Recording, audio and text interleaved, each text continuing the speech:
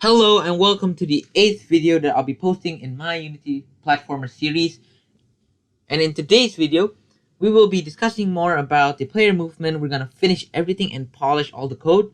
And also we're going to be fixing about the problem where our player is actually tilting when we're moving it. So for the first step, we are going to polish all our scripts, and this can be done by implementing the input manager provided by Unity. So the input manager can be found by going to edit and going to project settings, and in project settings you'll see an audio here, and then we can click on input manager, and what you'll see when you click on the input manager is the axis and an arrow here. You click on the arrow and then it'll show you a lot of types of inputs that Unity already provides with.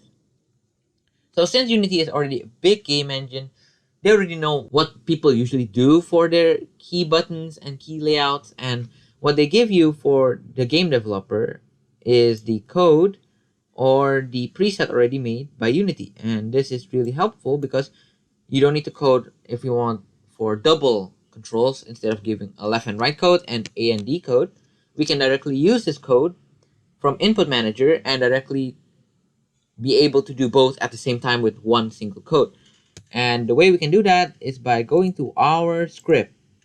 So go to the script folder, click on player controller, and we are going to polish our code.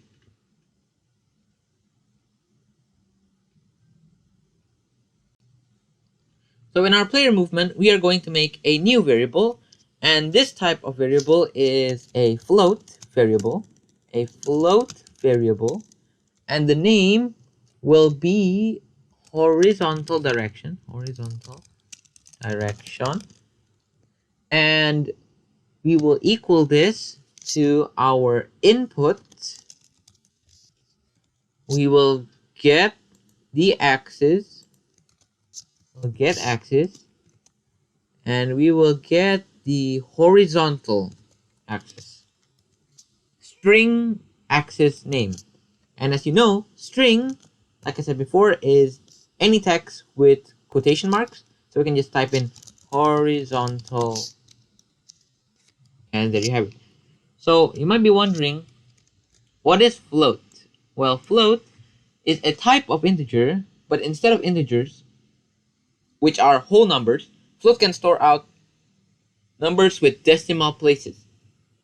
So it doesn't have to be a whole number when it comes to dealing with numbers. So we can use float to help us calculate numbers that are decimal places. And then once we're done with this, the way this works is by horizontal direction, storing data from our input.getAxis horizontal. And input managers, when it comes to left and right in Unity, will be used based on numbers. So let's click A, for example, and then it'll show -1 and it'll go -1. If we go D, for example, then the -1 will change to 1. So we can do this by using our logic and typing in if, instead of getting an input or key code, we can directly change this to if horizontal direction, which is our variable in the top right here, is bigger than 0, which means that it's going to the right.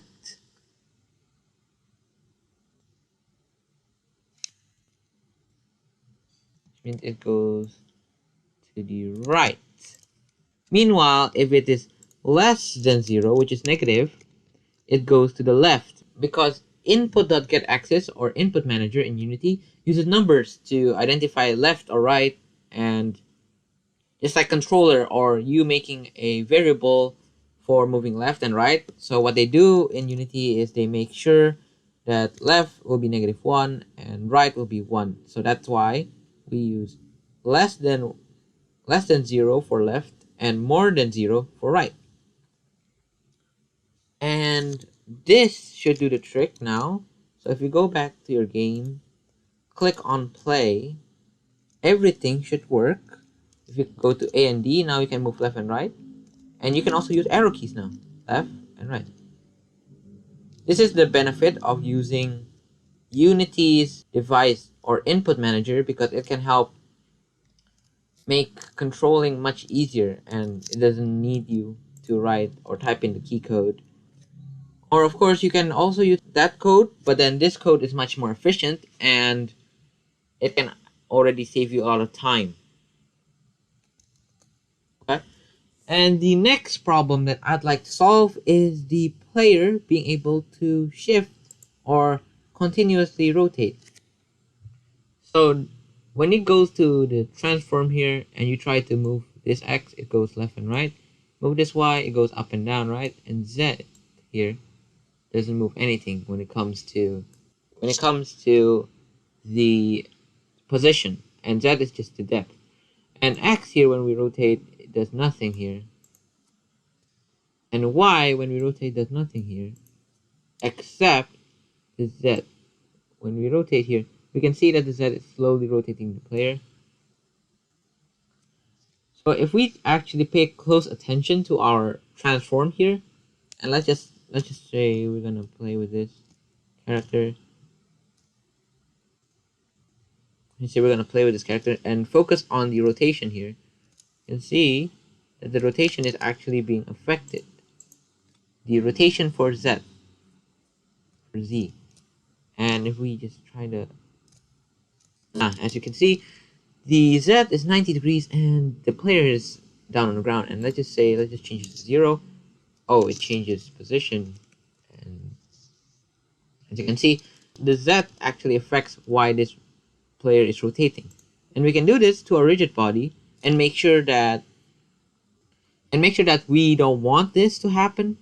And the way we can do this is by clicking on the constraints here, and it says when you click it, it's gonna show you a freeze position X or Y and freeze rotation for Z. And we don't want the player to rotate, right? So we're just gonna tick on the freeze rotation, and by doing so, the player will not be able to rotate any longer. As you can see, no rotation. Even though I fell off, there is no rotation anymore. See, as you see, I'm trying to clip it to the edge so that the player will fall down, but see, I'm trying my best and it's not rotating at all now. So that's how you reduce your rotation. And we don't want the freeze position X and Y because we want it to move. So we just want the freeze rotation Z. And by doing so, the rotation in Z will not change whatsoever when we are playing the game. And I think that's it. So let's review. So the code that we changed is creating a new variable called horizontal direction, which emphasizes on using the input manager by going to the input, and we get axis. We want the horizontal axis, and we want to make sure that when a horizontal axis is less than 0, then it moves to the left. And if it's more than 0, then it moves to the right. And we want to also review about how rigid body can also constrain some parts of the player. And in this case, we will constrain the rotation Z.